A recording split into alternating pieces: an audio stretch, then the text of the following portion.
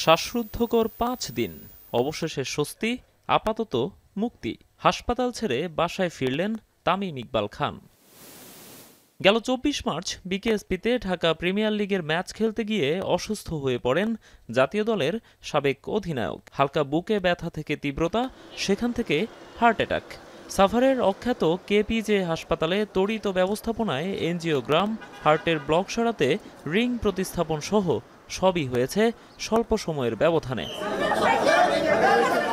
মৃত্যুর দুয়ারে কড়া নেড়ে সৃষ্টিকর্তার অদৃশ্য ইশারায় সঙ্গী, ফিজিও, রেফারি ও কেপিজের চিকিৎসকদের তাৎক্ষণিক পদক্ষেপে শঙ্কামুক্ত হন তামিম। একদিন পরই ফেরেন রাজধানীর এভারকেয়ারে। ৩ দিনের নিবিড় পর্যবেক্ষণ শেষে অবশেষে হাসপাতালের গণ্ডি থেকে মুক্তি পেয়েছেন তিনি। বাসায় ফিরলেও চিকিৎসকদের পরামর্শ মেনে চলতে হবে তামিম ইকবালকে। পৃথিবীর সবচেয়ে বেস্ট ট্রিটমেন্ট পেয়ে আমাদের মাঝে ফিরে আসছেন, এই জন্য আল্লাহর কাছে আমরা কৃতজ্ঞতা প্রকাশ করছি। প্রথমে উনি কেপিজেড হসপিটালে ভর্তি ছিলেন, পরবর্তী এভারকেয়ার হাসপাতালে আসেন। আমরা তার শারীরিক অবস্থা পর্যবেক্ষণ করে আজ মেডিকেল বোর্ড ডিসিশন নিলাম ওনাকে বাড়ি ডিসচার্জ দেওয়ার জন্যে, বাড়ি পাঠানোর জন্যে, with some medication, lifestyle medication, medicine and কিছু রিহ্যাবিলিটেশন প্রোগ্রাম দিয়ে।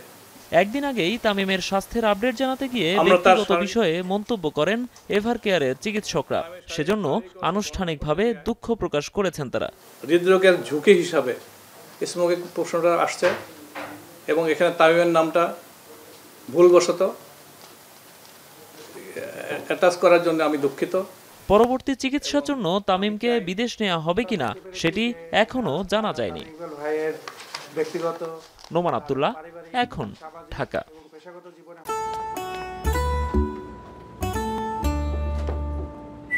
এই ঈদে জুয়েলারি ক্লোদিং এ বিকাশ পেমেন্টে ডিসকাউন্ট।